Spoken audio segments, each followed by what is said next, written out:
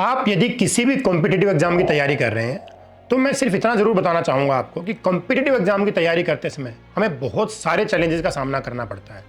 Competitive exam निकालने के बारे में सोचना और उसे रियलिटी में निकालना, ये दोनों बातें बहुत अलग हैं। अब मैं ये आपको क्यों बता पा रहा हूँ, क्योंकि मैंने अपने जीवन में बहुत सारे कॉम्पिटिटिव एग्जाम्स स्टूडेंट्स को पढ़ाया है।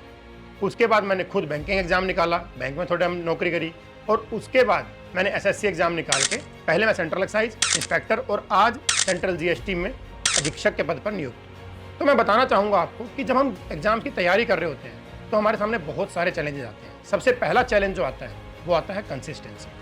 कंसिस्टेंसी जो है किसी भी एग्जाम, किसी भी, मैं कहूँगा लाइफ में कुछ भी करने के लिए, हर चीज में सफलता पाने के लिए कंसिस्टेंसी इज द की। हमें कंसिस्टेंट रहना पड़ेगा भाई, लगे रहना पड़ेगा। हम आज 2 घंटे पढ़ लिए, कल हमने 8 घंटे पढ़ दिया, परसों हम पढ़े ही नहीं, अगले दिन हम 12 घंटे पढ़ दिए, ऐसे नहीं चलता है। हमें कुछ तो भी एक टाइम फ्रेम बनाना पड़ेगा, हमें एक टाइम टेबल बनाना पड़ता है जिसको हमें लगातार फॉलो करना पड़ेगा कि हम इतने समय पढ़ेंगे, इतने समय हम थोड़ा रिलैक्स करेंगे, हम ये करेंगे, हम वो करेंगे। हमें उस तरह का एक टाइम टेबल बनाना पड़ेगा। थोड़ा सा अपनी चीज़ों को, अपने शेड्यूल को, अपने 24 आवर्स को हमें अरेंज करना पड़ेगा कि किस तरह से हम उससे मैक्सिमम आउटपुट निकाल सकते हैं।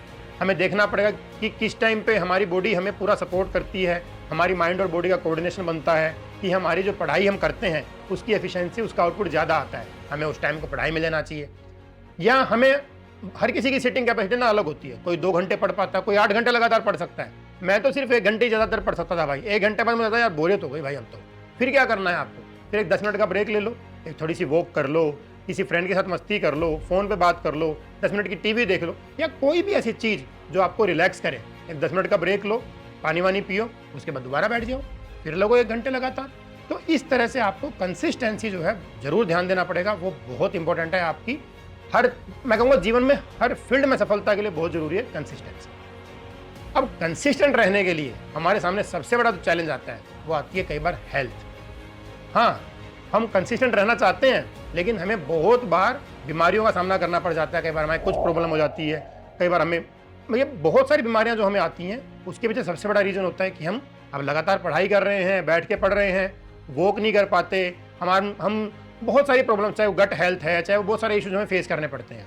तो उसके लिए मैं ज़रूर कहूँगा कि हमें लगभग 40-45 मिनट डेली, कम से कम 40-45 मिनट कुछ एक्सरसाइज, कुछ योगा ऐसा ज़रूर करना चाहिए जो हमारी बॉडी को थोड़ा लाइट करे।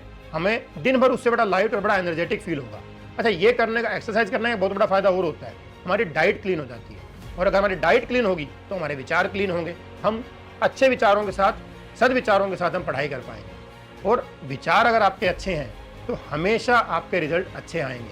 मैंने पहले भी एक बार बताया कि यद भावम तद भवति, जो आपके भाव होंगे, जो आपके विचार होंगे, वही आपके जीवन में होने वाला है। उसी तरह की चीज़ें आपके जीवन में होंगी। इसलिए बहुत ज़रूरी है कि अपने विचारों को आप सकारात्मक रखिए, और विचार सकारात्मक के लिए डाइट जो है ना भाई, वो क्लीन होना बहुत ज़रूरी है। अगर आप मसालेदार खाना खाएंगे तो आप एग्रेसिव रहेंगे, थोड़ा लाइट खाना खाएंगे तो आपका जो स्वभाव है ऑटोमेटिकली सौम्यता की तरफ जाएगा, थोड़ा सौम्य स्वभाव होना चला जाएगा आपका, और गट की बहुत सारी प्रॉब्लम से भी आप बचेंगे। तो हेल्थ का ध्यान रखना बहुत जरूरी है, तभी आप कंसिस्टेंट हो पाएंगे अपनी पढ़ाई में। अगली जो बहुत इंपॉर्टेंट चीज़ है वो है प्रैक्टिस।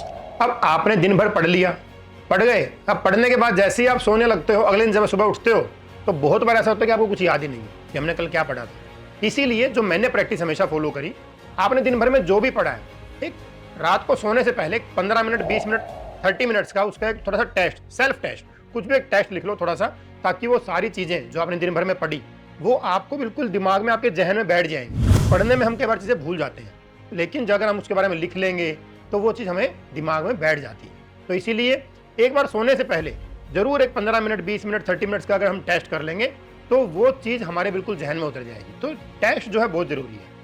अब टेस्ट जो है कई प्रकार के होते हैं, जैसे ये जो मैंने बताया कि डेली जो हमने पढ़ा, रात में उसका एक 15-20 मिनट का टेस्ट कर लिया, वो तो है ही। उसके अलावा हमें फुल लेंथ टेस्ट, क्योंकि भाई हमें 2 घंटे का पेपर लिखना है, 2 आवर्स का जो एग्जाम लिखना है, उसकी प्रैक्टिस भी तो करना है। तो 2 आवर्स के एग्जाम की प्रैक्टिस को मॉक टेस्ट भी कहते हैं, वो भी हमें रेगुलर इंटरवल्स में करना पड़ेगा। अब बहुत बार हम क्या करते हैं, बहुत सारे स्टूडेंट्स की ये मिस्टेक होती है, मेरे भी बहुत सारे जो बैचमेट्स या फ्रेंड्स होते थे जो हमारे साथ तैयारी करते थे, वो ये मिस्टेक करते थे कि मॉक टेस्ट लिखना, भाई मॉक टेस्ट लिखना, मॉक टेस्ट लिखना है। अरे भाई मॉक टेस्ट लिख तो लिया, जो गलतियां करी हैं उनको एनालाइज तो कर लो। मॉक टेस्ट लिखने से बहुत ज़्यादा इंपॉर्टेंट है उसका एनालिसिस, कि हमने क्या मिस्टेक करी, क्या चीज़ मेरी स्ट्रेंथ है, क्या चीज़ मेरी वीकनेस है। बहुत सारे लोग कहेंगे कि आप यार ये एरिया तो आपका स्ट्रेंथ है, इसको मत पढ़ो, लेकिन मैं कहूँगा जो आपकी स्ट्रेंथ है उसको आप रेगुलर रिवाइज करते रहें, बिकॉज स्ट्रेंथ को और स्ट्रॉन्ग करें।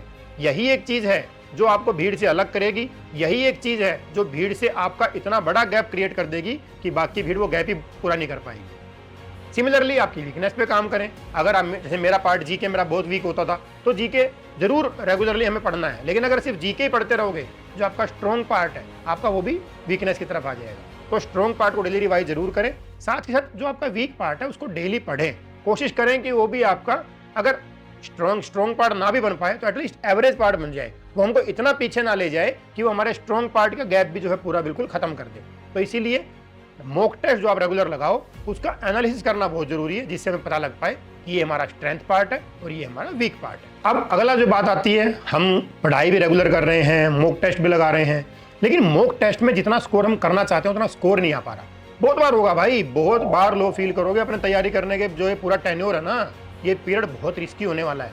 ये बहुत बार आपको इतना डाउन फील करवाएगा, बिल्कुल डिप्रेस्ड फील करोगे कि यार ये क्या हो गया। उस टाइम पे हमें डिप्रेस्ड फील नहीं करना है, उस टाइम पे हमें ध्यान देना है सिर्फ और सिर्फ हमारी गलतियां, हमारी मिस्टेक्स पे, हमारी जो एफर्ट है उनकी डायरेक्शन पे ध्यान देना है कि हम सही जगह जा रहे हैं कि नहीं जा रहे हैं, हमारे जो एफर्ट्स है वो सही दिशा में लग रहे हैं कि नहीं लग रहे हैं। ऐसा तो नहीं है कि मैं कुछ ऐसी चीज़ पढ़े जा रहा हूँ जिसके बहुत ज़्यादा मायने ही नहीं है शायद, या जो चीज़ मेरी मिस्टेक हो रही है, जिसमें मेरा एग्जाम में स्कोर मॉक टेस्ट में कम स्कोर कर पा रहा हूँ, मैं बार बार सेम मिस्टेक तो नहीं कर रहा हूँ। अगर मैं वो बार बार सेम मिस्टेक्स कर रहा हूँ, कोई ऐसी चीज़ कर रहा हूँ जो मुझे शायद नहीं करनी चाहिए। बहुत बार क्या होता है, कुछ लोग कैलकुलेशन मिस्टेक करके सब कुछ सही करेंगे लेकिन कैलकुलेशन मिस्टेक करके स्कोर कटवा लेते हैं। अब वो उस पर ध्यान ही नहीं दे रहे कि भाई आपकी गलती जो हो रही है वो कैलकुलेशन में हो रही है। आपके कॉन्सेप्ट सारे क्लियर हो गए बट कैलकुलेशन, तो आपकी जो कमियां हैं उसको हमें देखना पड़ेगा कि हमारा जो स्कोर कम आ रहा है वो कहाँ आ रहा है। अब बाद में कर रहा, जो टॉपिक चेंज हो गया, जो मैं बात करता वो करता डिप्रेशन की, कि बहुत बार हम लो फील करते हैं। तो ऐसे मौके सबकी जिंदगी में आते हैं कि आप बहुत बार लो फील करोगे, लेकिन उस टाइम पे हमें हमारी स्ट्रेंथ, जिस दिन भी आप खुद थोड़ा लो फील करने लगो ना, उस दिन फुल लेंथ मॉक टेस्ट मत लगाओ, उस दिन एक मॉक टेस्ट लगा लो अपने स्ट्रॉन्ग वाले पार्ट का। जैसे फॉर एग्जांपल मेरा मैथ बड़ा स्ट्रॉन्ग होता था, तो जब भी मुझे लो फील होता था तो यार आज एक काम करते हैं, मैथ का मॉक टेस्ट करेंगे। अब मैथ के मॉक टेस्ट जैसे मैंने लगाया, मेरा उसमें अच्छा स्कोर आ गया, तो it will give you that energy कि नहीं मैं ये कर सकता हूँ।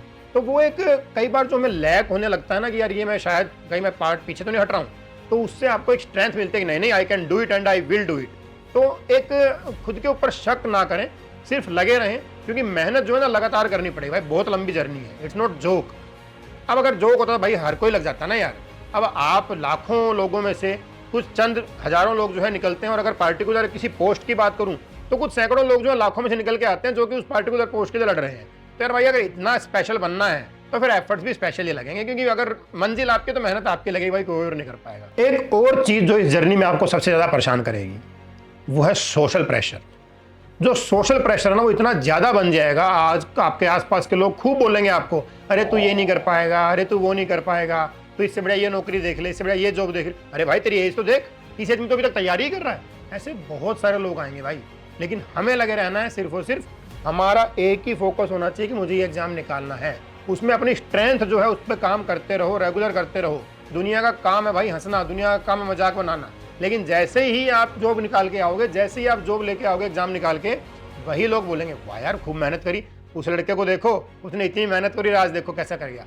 जो तुम्हें आज क्रिटिसाइज कर रहे हैं वही कल को अपने बच्चों को तुम्हारा एग्जाम्पल देंगे।